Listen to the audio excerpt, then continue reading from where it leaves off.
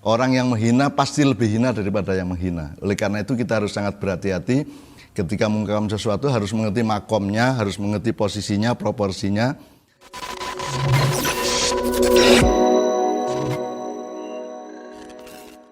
Gini ya Mas Helmi dan anak-anak semua, ini kan saya ditanya, saya mengibaratkan dijaluki ngombe, dimintain segelas minum apa kopi apa teh.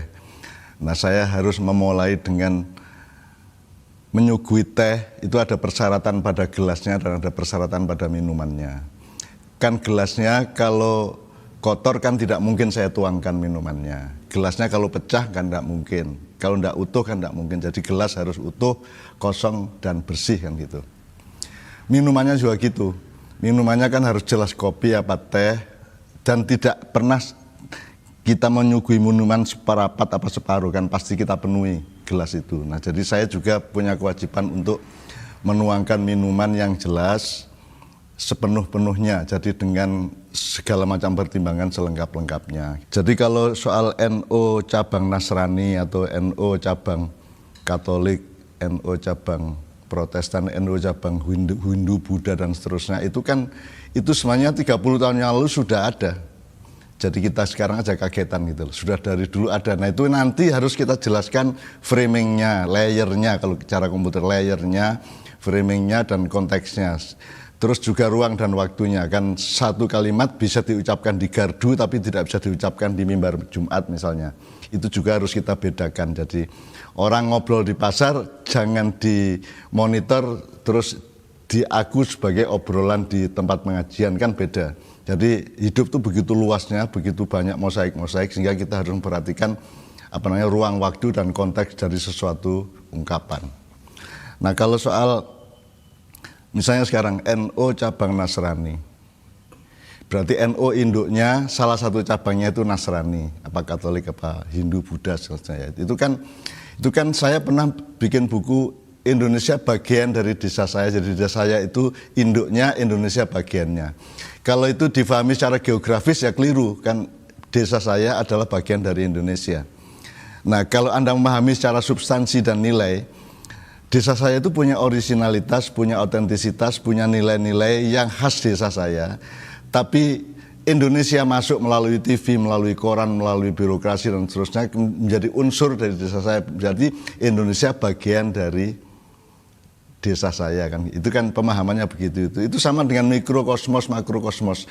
Kalau fisik material kita manusia ini mikrokosmos, tapi alam semesta yang sangat luas ini makrokosmos. Tapi kalau kita ngomong nilai atau zat misalnya, semua yang ada di alam semesta ada pada diri manusia.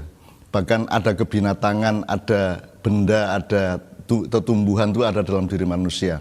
Kalau pemahamannya melalui substansi seperti itu, berarti manusia itu makrokosmos. Alam semesta ini mikrokosmos hanya menjadi bagian dari zat-zat yang lengkap yang ada pada diri manusia. Dan NU cabang Nasrani dan seterusnya itu kan pasti itu urusan keakraban dan humor kan gitu. Jadi itu tidak bisa Anda pahami dengan, saya tidak mengatakan benar atau salah ya, itu soal empan papan kalau bahasa Jawa. Empan papan itu ngomong kepada bapak beda dengan ngomong kepada tetangga, ngomong kepada guru, guru ngomong kepada murid beda dengan guru ngomong dengan istrinya. Dan itu ada ribuan mosaik kemungkinan ya, bahwa segala sesuatu itu harus mengerti batas-batasnya, layernya atau ruang dan waktunya tadi. Jadi misalnya, kan tidak ada di dalam struktur institusi kok ada Islam terus di bawahnya ada Nasrani. Itu kan dagelan Madura biasa.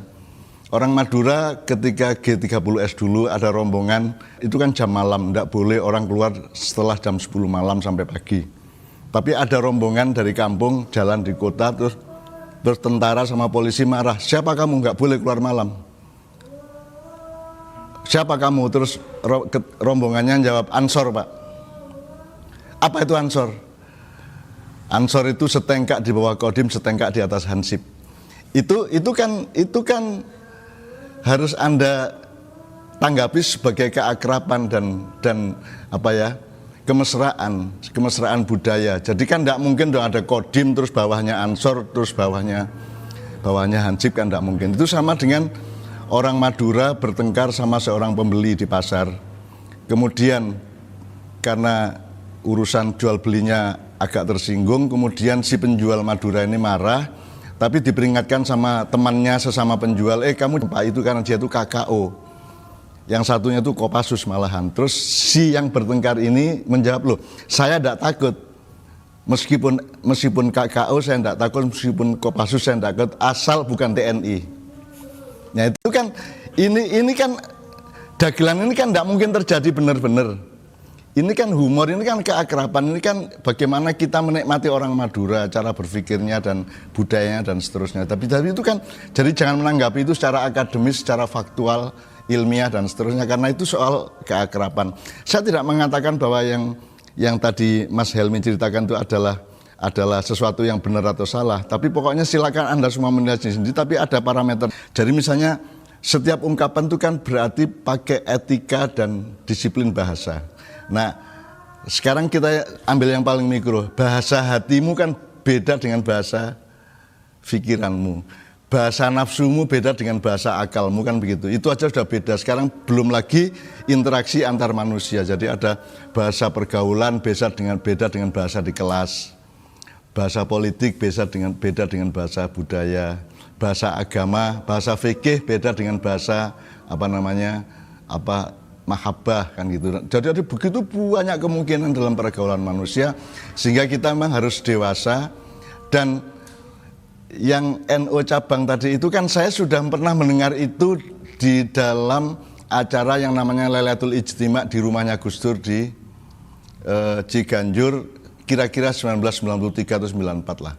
Itu Kiai Kanjeng diundang ke sana, terus ada Lailatul Ijtima, terus di situ kan semua tokoh-tokoh agama datang, termasuk pastor-pastor. Ada Romo yang dari Jerman itu bahkan berpidato begini, pokoknya nanti kalau saya masuk neraka saya akan bilang, loh saya ini anak buahnya Gus Dur, maka saya akan masuk surga. Itu kan juga jangan ditanggapi secara teologis dan fikih, karena itu kan tidak mungkin terjadi. Tapi itu kan cara mereka mengakrabkan diri satu sama lain. Ya. Nah sekarang masalahnya adalah pada kita, itu harus ada mind driving yang benar, harus ada pengelolaan caranya nyetir pikiran, kan gitu. Terus ada manajemen kata dan bahasa sedemikian rupa. Jadi misalnya kalau saya ngomong kepada Helmi, Penyo dan seterusnya kan beda dengan kalau saya ngomong sama anak saya, Sabrang, kan beda.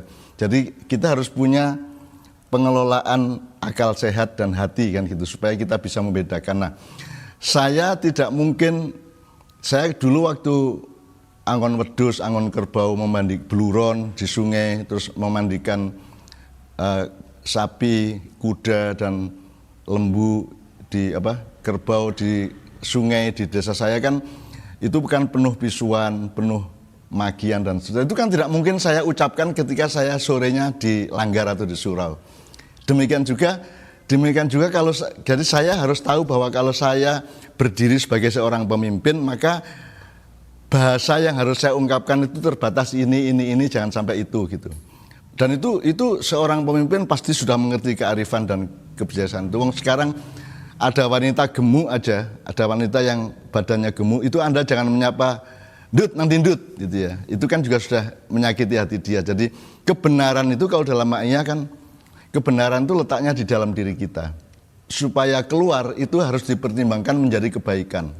Nah, kebaikan itu kalau kita himpun, nanti puncaknya adalah kemuliaan atau kebijaksanaan. Jadi makanya Allah mengatakan ud'u ila sabili rabbika bil hikmah, bukan bil khair, bukan bil haq, tapi dengan kebijaksanaan. Jadi semua pergaulan manusia, pemerintah sama rakyatnya, rakyat sama pemerintahnya, atau kelompok dengan kelompok lainnya, individu dengan individu lainnya, itu saya kira nomor satu itu bukan benar salah, nomor satu adalah bijaksana apa tidak, nomor satu adalah mulia apa hina. Kalau bisa setiap ungkapan kita itu mengandung kemuliaan, jangan mengandung kehinaan. Karena kalau saya menghina Helmi, aslinya kan saya lebih hina daripada yang saya hina. Orang yang menghina pasti lebih hina daripada yang menghina. Oleh karena itu kita harus sangat berhati-hati ketika mengungkapkan sesuatu, harus mengerti makomnya, harus mengerti posisinya, proporsinya. Kalau dalam komputer harus layernya beda-beda gitu loh. Jadi kalau ini wong sekarang desain yang dihasilkan oleh Corel Draw kan tidak bisa dibuka dengan Microsoft Word, ya toh? Yang dibikin dengan InDesign kan belum tentu bisa dibuka dengan misalnya Photoshop kan gitu kan. Jadi itu kan semua ada ragam-ragamnya, dan begitu juga lah pergaulan di antara manusia. Saya tambahin sedikit ya. Saya sendiri kan menulis buku di tahun 1979 yang judulnya Indonesia Bagian Penting dari Desa Saya. Itu kan sama kan, kasus kebahasaannya sama dengan NO cabang Katolik kan sama.